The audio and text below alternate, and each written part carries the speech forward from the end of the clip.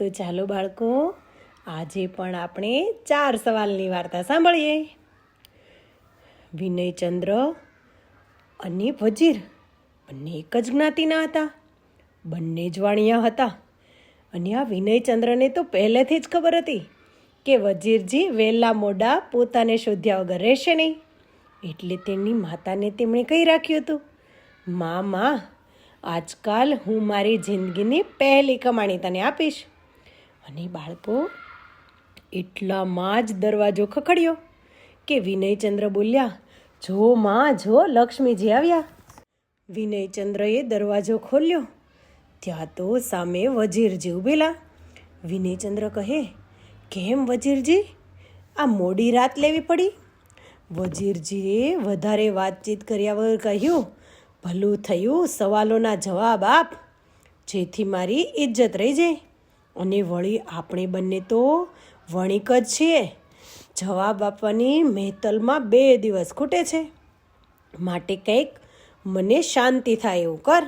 વિનયચંદ્ર તેને ઝૂલા પર બેસાડ્યા અને પછી વેપારીની અદાથી વાત કરી, કાકા, દેવ પણ પ્રસાદ વગર રીઝતા નથી, તો આપણે તો પામર મનુષ્ય છીએ. કંઈક વ્યવહારની વાત કરો તો હમણાં જ જવાબ આપું. વજીરજી તો સાંભળીને સડાકત થઈ ગયા. તેને થયું, અરે આ નાનો એવડો, હજુ તો મૂછનો દોરો જ ફૂટ્યો છે, એવડો છોકરો મારી સાથે વેપાર કરવા બેઠો. પણ આ તો સમયનો લાગ હતો, એટલે વિનયચંદ્રની વાત માન્યા વગર તો કોઈ છૂટકો નહોતો. એટલે એમણે કહ્યું, દીકરા, તું જવાબની કિંમત બોલ. વિનયચંદ્રએ તો કહ્યું, પહેલો સવાલ, બુદ્ધિ રહે ક્યાં? આની કિંમત છે પૂરા 25,000. બીજા સવાલના જવાબની કિંમત છે 50,000. અને આજના દિવસ પૂરતું આટલું કાફી છે. બીજા 2 સવાલના જવાબ આવતીકાલે તમને મળશે. વજીરજીને તો મંજૂર રાખ્યા સિવાય છૂટકો જ નહોતો. તેમણે વિનયચંદ્રને ₹75,000 ગણી દીધા. અને બાળકો, આ વજીર પણ હોશિયાર હતા. એને ખબર હતી કે હું સવાલના જવાબો પૂછવા જઈશ એટલે મારે એને કંઈક પૈસા આપવા જ પડશે. એ તો એ પહેલેથી સાથે લઈને નીકળેલા. પછી તો 2 સવાલના જવાબ લઈ ઘરે આવ્યા. શેઠાણી કહે, 75માં 2 પડ્યા. 2 જવાબ જ મળ્યા હજુ તો.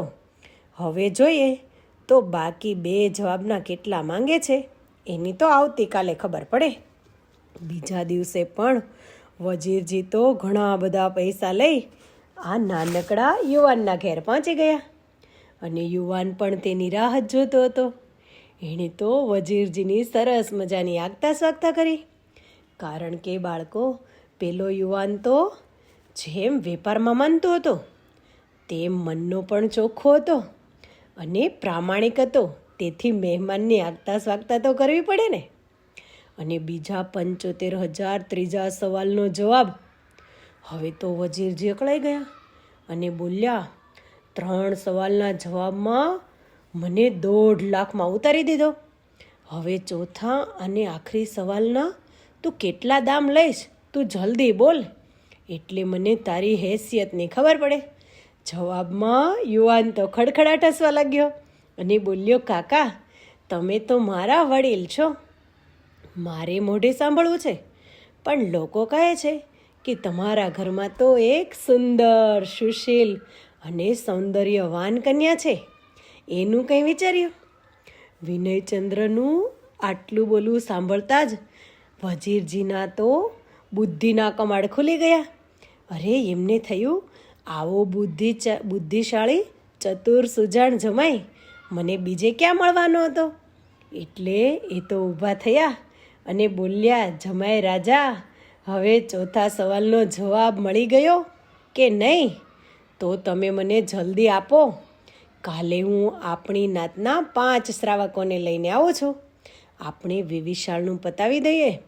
વિનયચંદ્રે તો મરક હસી ચોથા સવાલનો જવાબ કઈ સંભળાવ્યો કે બુદ્ધિ શું આપે? જોયું સસરાજી, બુદ્ધિ લક્ષ્મી આપે, સંપત્તિ આપે અને સાથે સાથે પદ આપે. બીજા દિવસે 4 દિવસ પૂરા થયા હતા.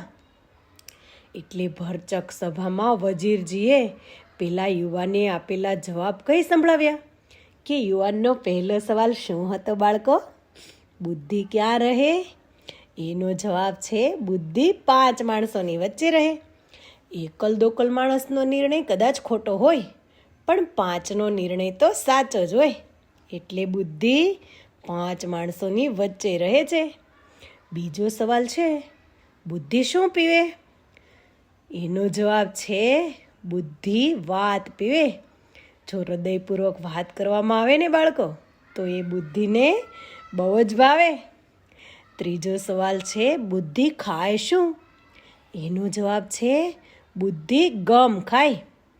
ઉતાવળીએ લીધેલો નિર્ણય કદાચ ખોટું પગલું ભરાવે, એ સમયે બુદ્ધિશાળી માણસ બોલતા બોલતા રહી જાય અને ગમ ખાય તો ઘણી બધી મુશ્કેલીથી બચી જાય. દરેક સભાજનના ડોકા તો હકારમાં ધૂણવા લાગ્યા.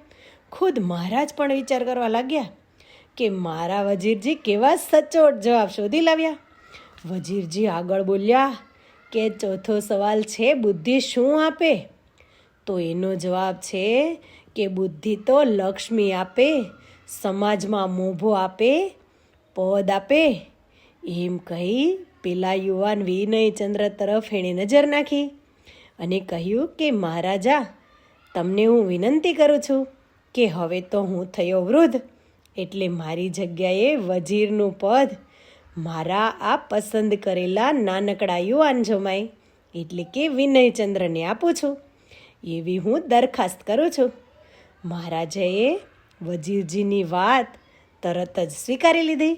અને પછી તો બાળકો, આ ચતુર સુજાણ હતો ને, એને વજીરનું પદ પણ મળ્યું અને વજીરની દીકરી પણ મળી. તો જોયું ને બાળકો, બુદ્ધિથી કામ કર્યું તો કેટલો મોટો ફાયદો થયો આ ચતુર યુવાનને. બરાબર ને? તો ચાલો, આવજો.